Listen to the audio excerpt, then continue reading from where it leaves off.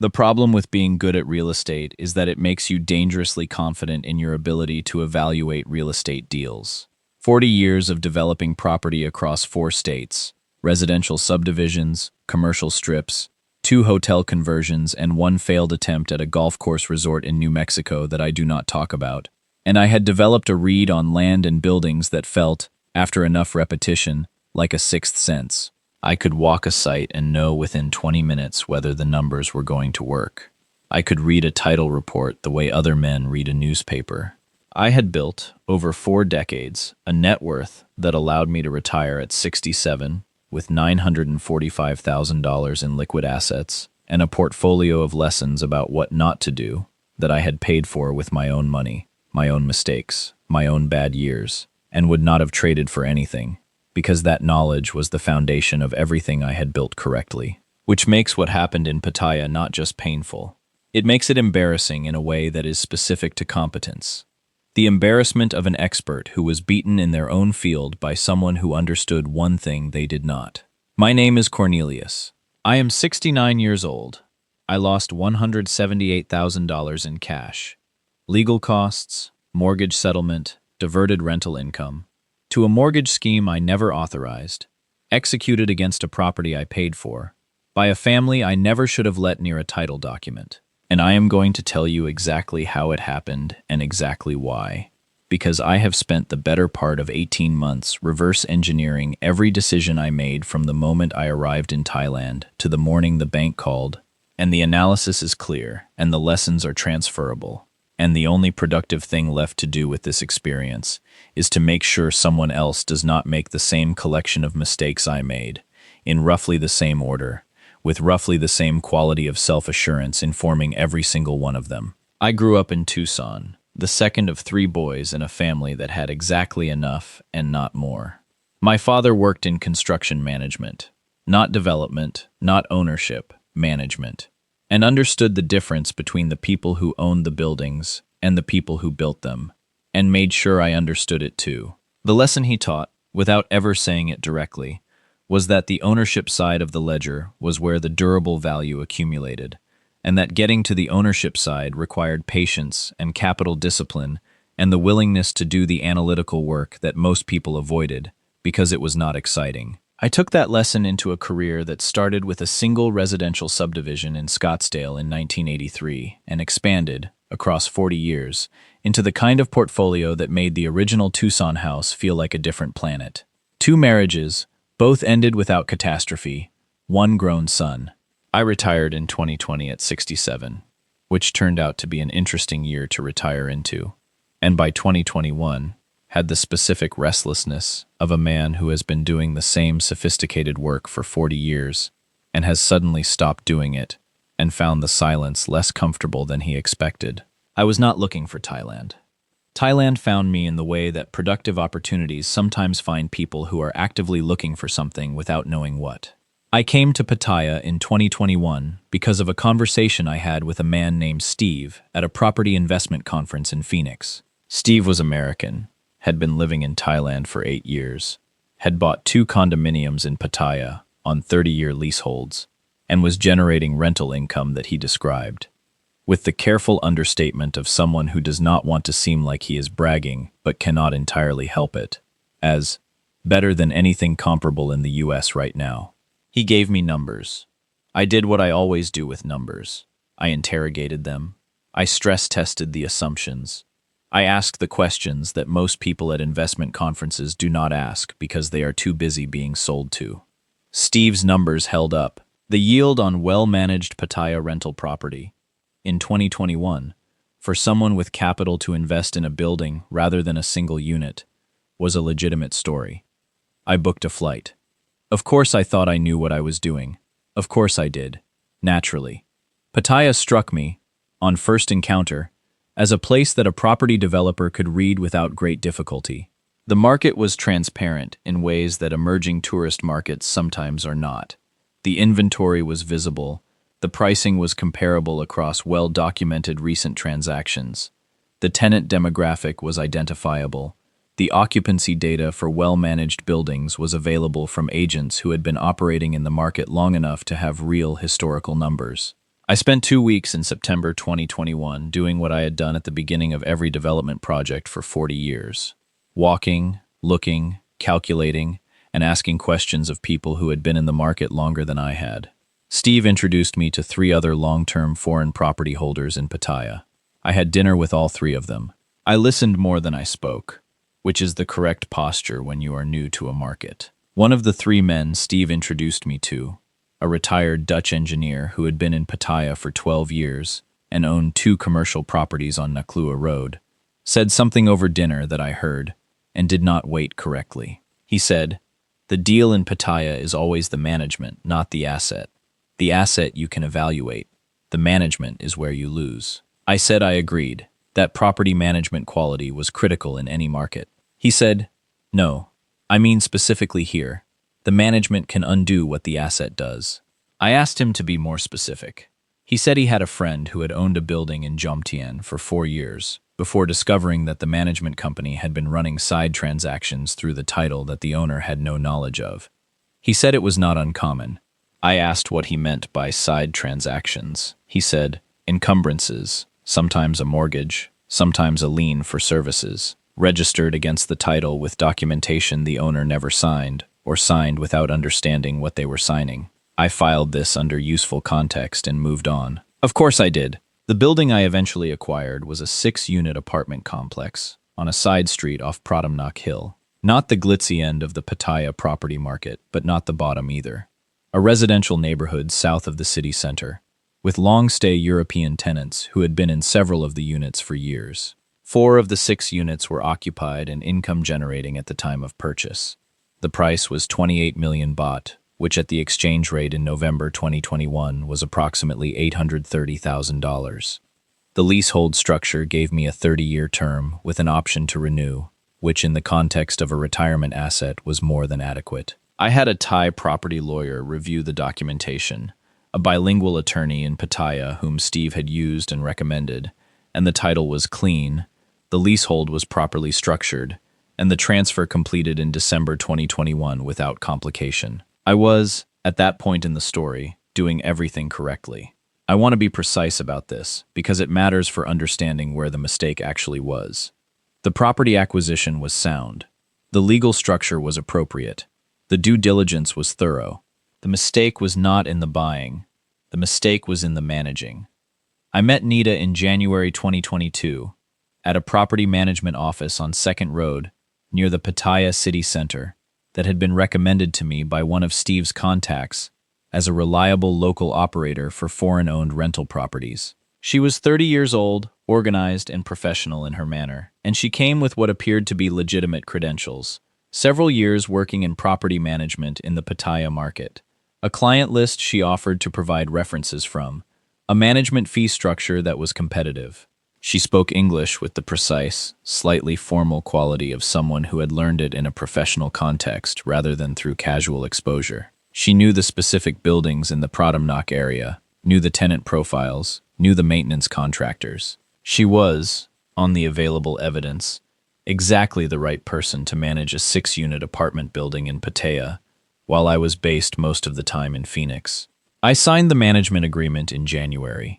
The agreement was a standard Thai property management contract, bilingual, covering the scope of management duties, the fee structure, the reporting requirements, the termination conditions.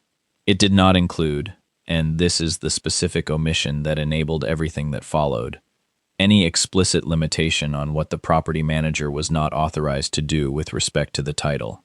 It said what she was authorized to do. It said nothing about what she was not. In 40 years of real estate development in the United States, the management agreements I had used always included both. The standard Thai template I signed in January 2022 included only the affirmative scope. The absence of the negative scope was the gap. Everything else followed from the gap.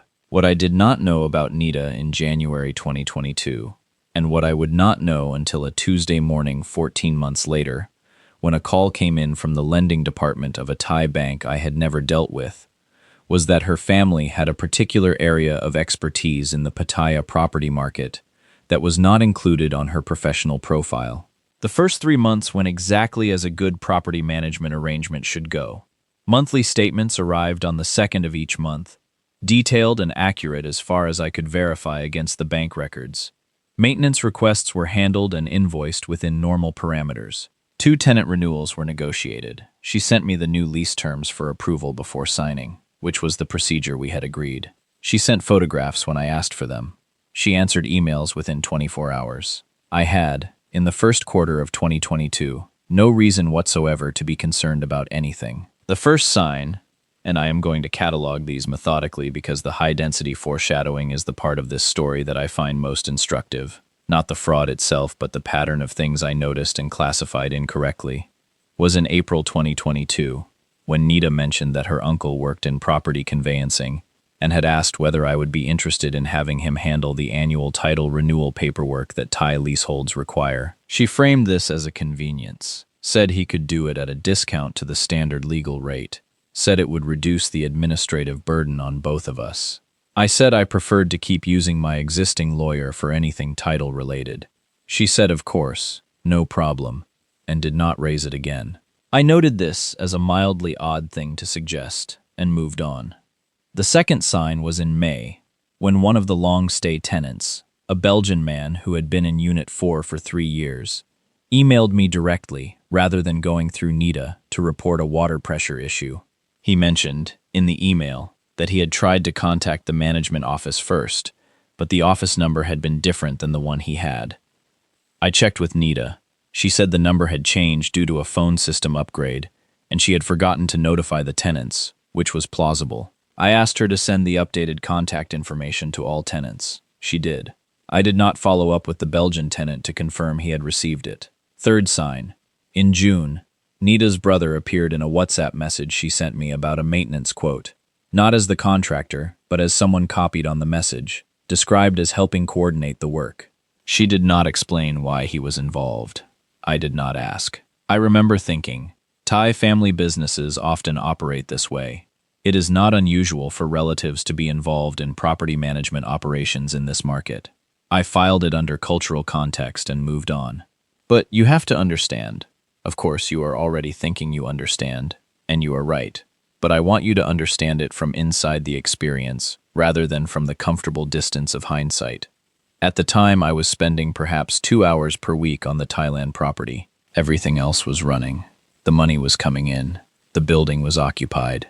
There was no distress signal that penetrated the operational calm of a well-functioning management arrangement. The signs I am listing for you now were not, in the moment, signs. They were small notes in the margin of a business that appeared to be working. The sixth sign, and by June there had already been 4, was a maintenance invoice in June 2022 from a contractor I did not recognize, for plumbing work in Unit 3 that Nita had described in her email as a routine repair. The invoice was in Thai. She provided a summary translation. The amount, 85,000 baht, was approximately $2,400. This was at the high end of what significant plumbing work in a residential building might cost, but not beyond the range of plausibility.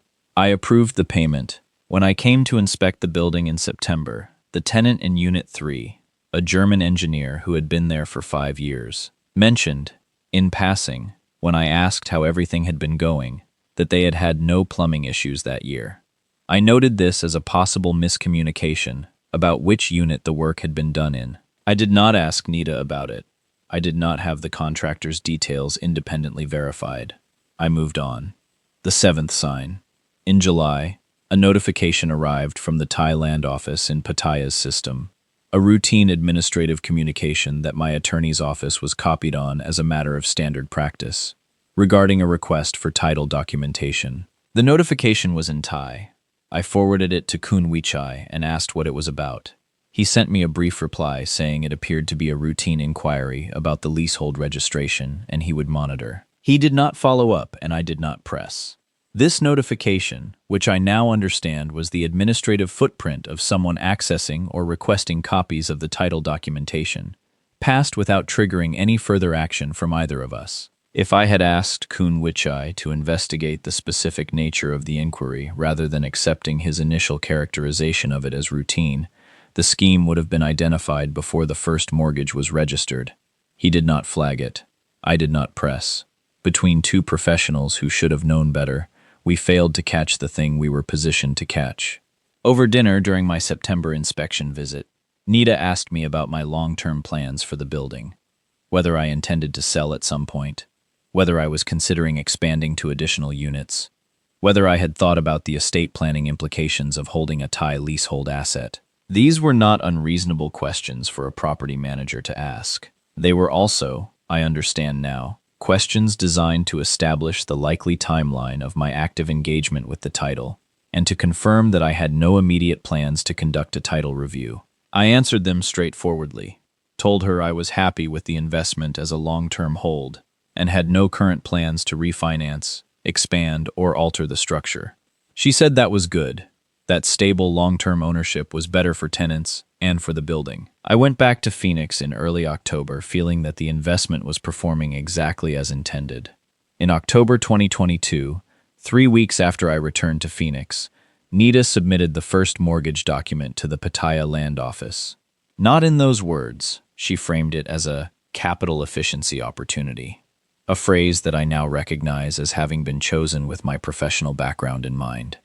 She said she had a contact at a Thai commercial lender who was offering favorable rates for property owners looking to access equity in income-generating real estate. She said several of her other clients had used similar arrangements to free up capital for additional investments. She said she could make an introduction if I was interested.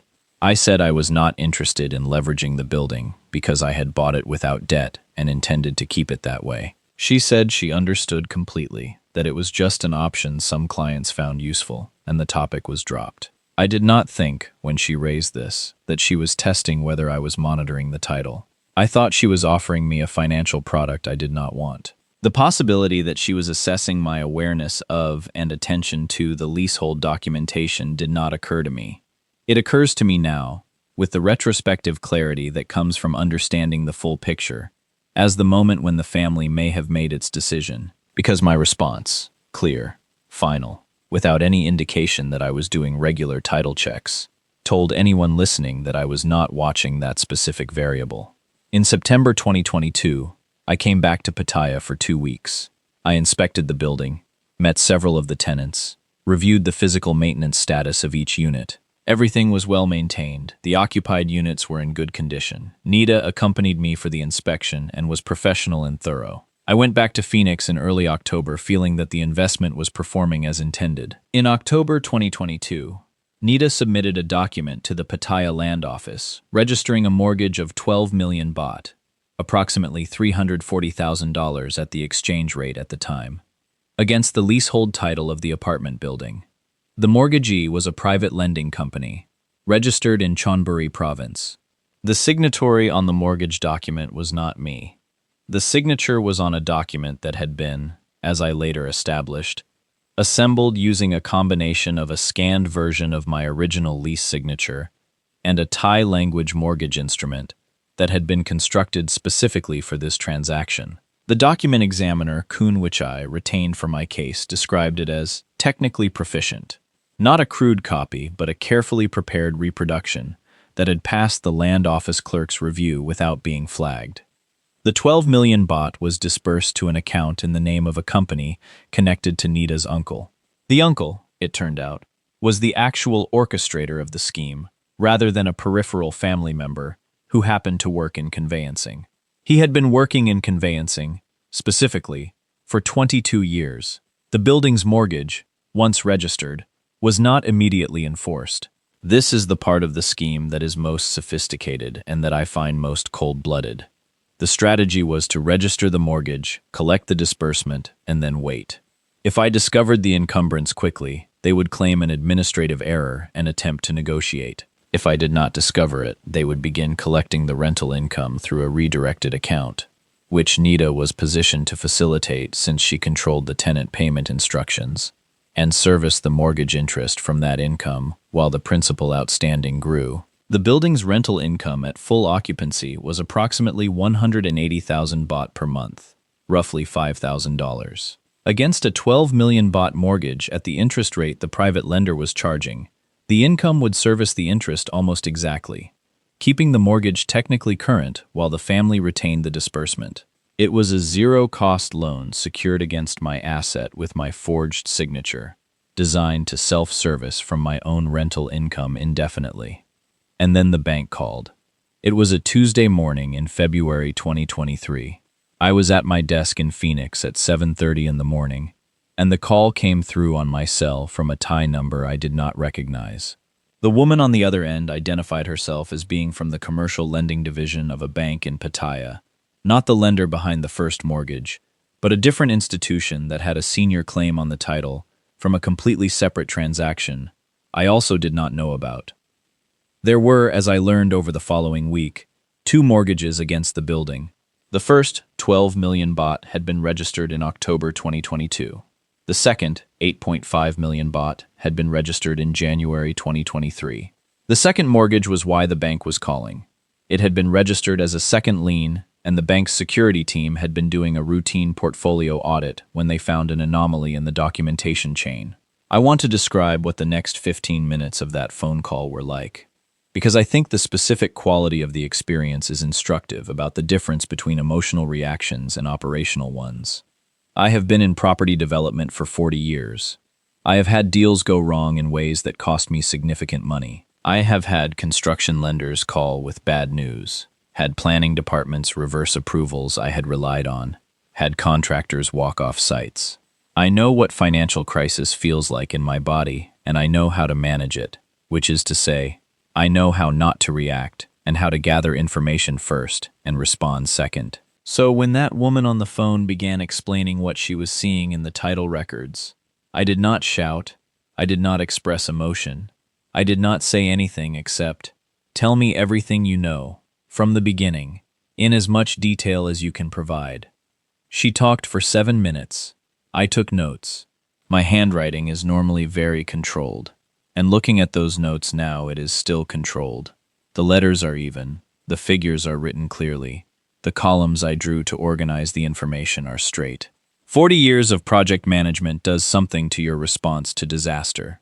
It does not make you feel less. It makes you process first and feel later, which is the correct sequence, and which I am quietly grateful for. I noticed, while she was talking, that the morning light was coming through the window in the direction that means it is around 7:45, that my coffee was getting cold, that the sound of the street outside was the normal Tuesday morning sound of Phoenix waking up. Funny what registers when the larger structure of something is collapsing.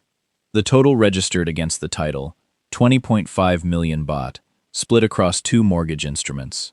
At the exchange rate in February 2023, that was approximately $590,000.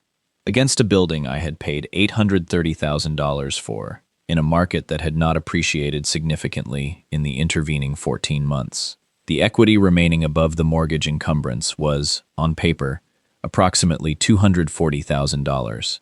After legal costs and the process of clearing the title, if it could be cleared, that equity would be substantially reduced. I called Kun Wichai, my Thai property attorney, before I called anyone else. He was in his office in Pattaya, and he answered on the second ring, and I told him, in the same controlled voice I had used with the bank, exactly what I had just been told. He was quiet for a moment, and then he said, "How long has the property manager had access to the title documents?" I told him I did not know for certain, but she had been managing the property since January 2022. He said, "Come to Pattaya as soon as you can." I booked a flight while I was still on the phone with him. I called my son Jordan in Phoenix that evening. Jordan is 41 and works in commercial real estate finance, which means he understood what I was telling him with minimal explanation and did not need me to walk him through the mechanics. He said, "How bad?" I told him the numbers. He was quiet for a moment, and then he said, "Dad, what do you need?" Not "I told you so," not any version of the conversation I had been bracing for. Just, "What do you need?" I want to say that, because it mattered. I was in Pattaya 4 days later. Kun Wichai had spent those 4 days pulling everything he could from the land office records and commissioning the document examiner. By the time I sat down in his office on a Thursday afternoon, he had a picture that was nearly complete. The 2 mortgages, the timeline, the disbursement accounts, the company connected to Nita's uncle. He had also, through a contact at the land office, established the identity of the land office clerk who had processed both registrations. a clerk who had recently retired, and who was, according to Kun Wichai's contact, known to have been cooperative with certain conveyancing operations in exchange for payments. The family operation was not ad hoc. It had infrastructure. I called Nita from Kun Wichai's office. I want to be honest about why I called her myself, rather than letting the legal process proceed without my direct involvement. I wanted to hear her voice when I told her I knew. That is not admirable, and I am not presenting it as admirable. It is what I did, she answered on the third ring. I told her I was in Pattaya and that I had been speaking with my attorney and that I knew about the 2 mortgage registrations. There was a silence of approximately 4 seconds. Then she said, "The building needed management capital. The family arranged financing." She said this in the flat, factual tone of someone who has prepared for this conversation and has decided that the prepared version is the best available version. I said, "The building did not need management capital, and the financing was not yours to arrange." She said, "I think there has been a misunderstanding." I said, "There has not been a misunderstanding." And I ended the call because there was nothing further to be said in that direction, and because Kun Wichai was watching me, and because 40 years of dealing with people who take things that are not theirs has taught me that the conversation after discovery does not serve the aggrieved party. The legal process serves the aggrieved party. The conversation just costs you composure. Over the following week in Pattaya, 2 additional pieces of information emerged that completed the picture in ways I had not anticipated. The first was that the rental income from the building had been partially redirected for a period of approximately 4 months, October 2022 through January 2023, to an account that was not the one I had designated for the monthly management remittances. The redirection had been executed by changing the payment instructions provided to 2 of the tenants, both of whom had received revised banking details from Nita as part of what she had described to them as a routine administrative update. The total diverted was approximately 720,000 baht across 4 months, which at the average exchange rate for that period was $20,600. This money was not recovered. The second piece of information was that the company registered as the mortgagee on the first mortgage, the private lending entity in Chonburi, was connected, through a share registration that Kun Wichai's investigator traced, to Nita's uncle. He was not a conveyancer who had been recruited to assist an opportunistic scheme. He was the scheme's architect, and Nita was the access mechanism he had placed inside the building's management structure. The scheme had been designed before Nita accepted the management contract. The professional credentials she had presented, while technically accurate, had been offered to a target that had been selected in advance, not to a client she had found through normal business development. Steve's contact, the person who had recommended the management office to me, was a party Kun Wichai's inquiries could not fully account for. I do not know whether Steve's contact was an innocent referral or something else. I have not raised this with Steve. I mention it because I think it is part of the picture, and because I think you should know that these schemes sometimes have multiple layers. The legal proceedings took 11 months. I am not going to walk through them in detail because 11 months of Thai civil litigation is not something that benefits from a detailed account. It is slow, and it is expensive, and it is conducted in a legal system that is not mine by a lawyer whose time I was paying for at a rate that, while reasonable by Thai standards, accumulated significantly across 11 months. What I will tell you is the outcome. The first mortgage was successfully challenged and nullified on the basis of the forged signature, with the document examiner's report as the primary evidence. The court found the registration fraudulent and ordered the encumbrance removed. The second mortgage was harder, because the second lender had been provided with additional documentation that was difficult to fully disprove, and the settlement on the second mortgage required me to pay 3.2 million baht, approximately $92,000, to clear the lien, on the basis that the court found the lender had acted in good faith with the documentation provided. The financial damage in total, legal costs across 11 months, came to approximately $67,000. The settlement on the second mortgage was $92,000. The diverted rental income was $20,600. The total cash loss, excluding the stress and the flights and the months of attention I gave to this when I should have been retired, approximately $180,000. I own the building, The title is clean. It is currently managed by a company with no personal connections to me or to any party involved in the scheme, whose accounts are reviewed by Kun Wichai's office quarterly, and whose access to title documentation is explicitly limited by a property management agreement that Kun Wichai drafted from scratch and that I read word for word before signing. Here is what I know now, from the specific position of a retired property developer who has been doing this for 40 years and who was still beaten. The title document is the most dangerous single instrument in a foreign property ownership arrangement. Not the management agreement, not the lease itself, the title. Because the title is where the encumbrance gets registered, and in the Thai land registration system, as in many systems, a properly executed registration with a passably convincing signature can survive an initial review by a land office clerk who is processing a high volume of documents and who has, in some cases, been financially motivated to be less than rigorous. The title needs an independent quarterly check by a lawyer who has no connection to the property management structure, not an annual check, quarterly. Because the time between quarterly checks is approximately 90 days, and in 90 days a mortgage can be registered, disbursed, and collecting rental income before you receive the first management statement suggesting anything is different. I know this because it happened to me.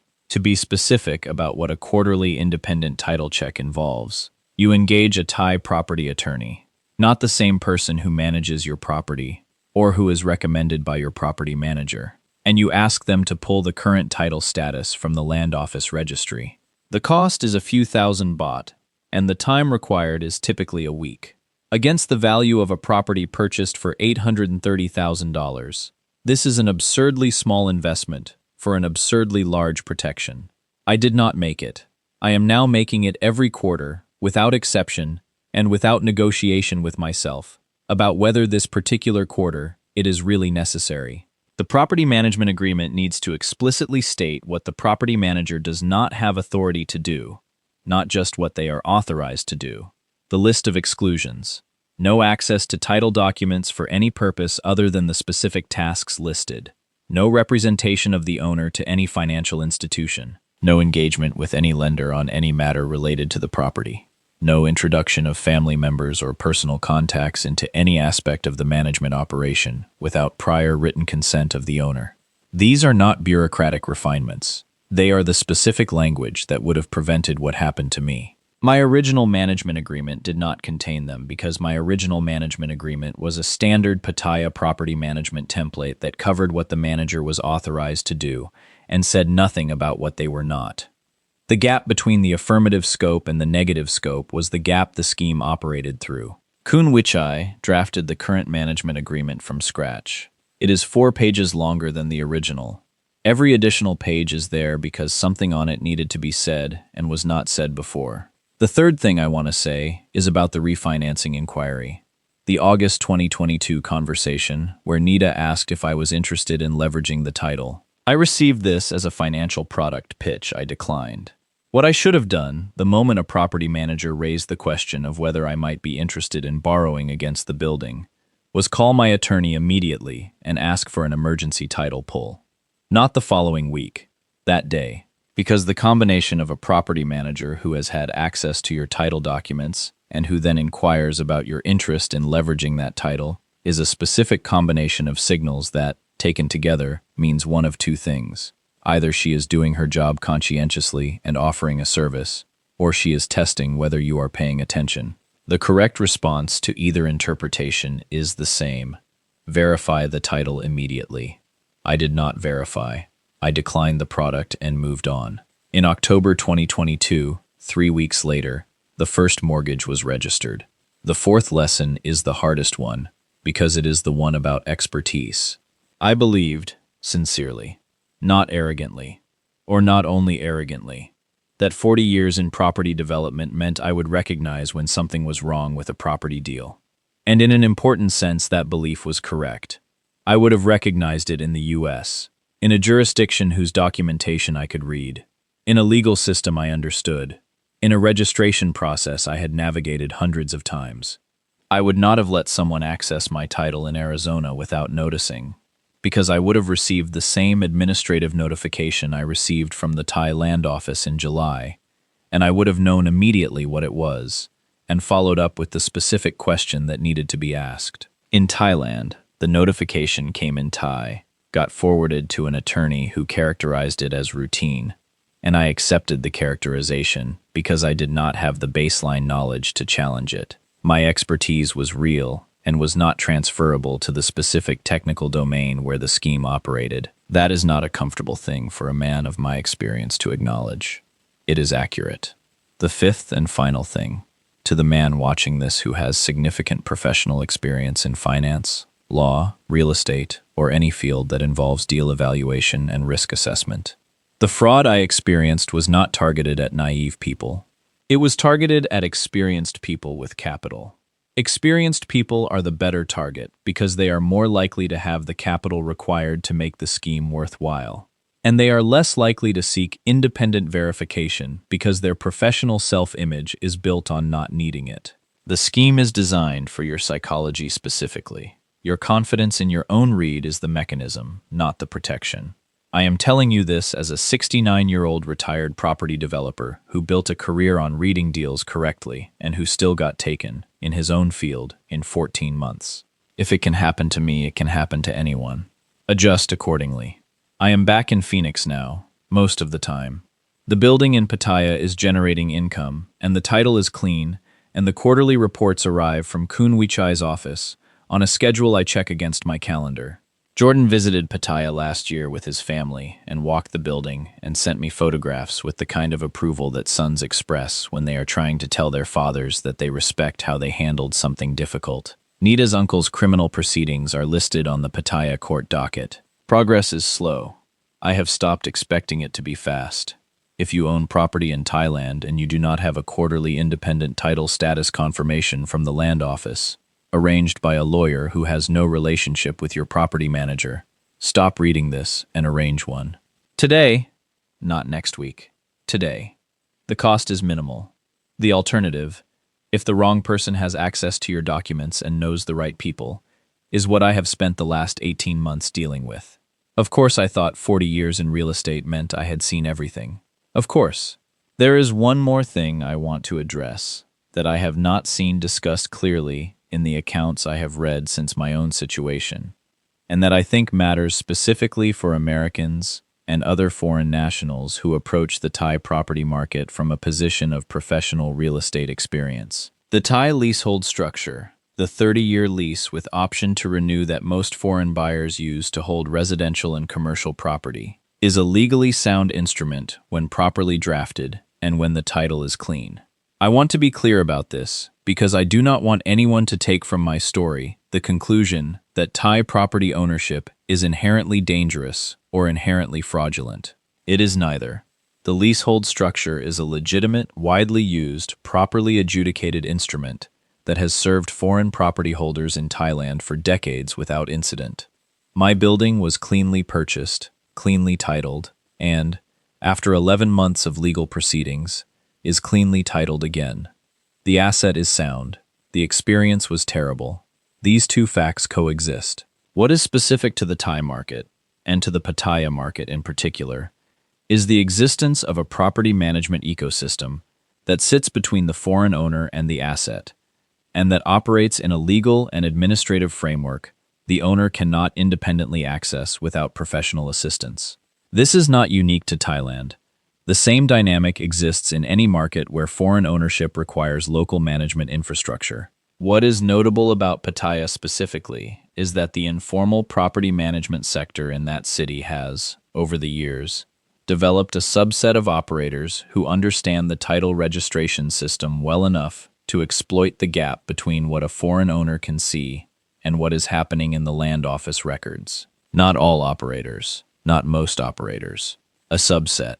And that subset is sufficiently sophisticated and sufficiently experienced that a foreign owner with no independent verification mechanism in place is exposed in ways they cannot detect until the bank calls. The verification mechanism is the answer. Not distrust of Thailand, not distrust of Thai people, not a decision to avoid the market. The quarterly independent title check, the explicitly scoped management agreement, the separation between the legal oversight and the operational management. These three things together close the gap that the scheme I experienced operated through. I know this because Kun Wichai confirmed it when I asked him, after the title was cleared, whether the same scheme could have worked against me if I had had these three things in place. He said it could not. The quarterly check would have caught the October registration before the November management statement arrived. The explicitly scoped agreement would have created the legal basis for immediate termination and criminal referral before any money was disbursed. The separation between legal oversight and operational management would have meant that no single person in the management chain had both the access and the legal ambiguity to exploit. Three things. I had none of them.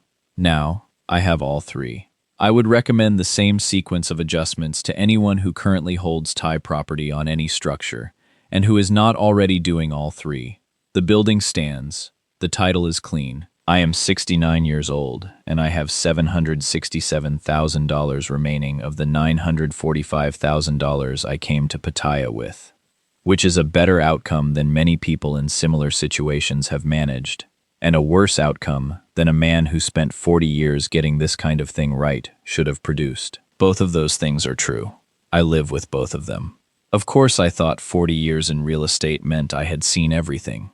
I had seen everything except the one thing I needed to see. That is the honest accounting. Every dollar of it.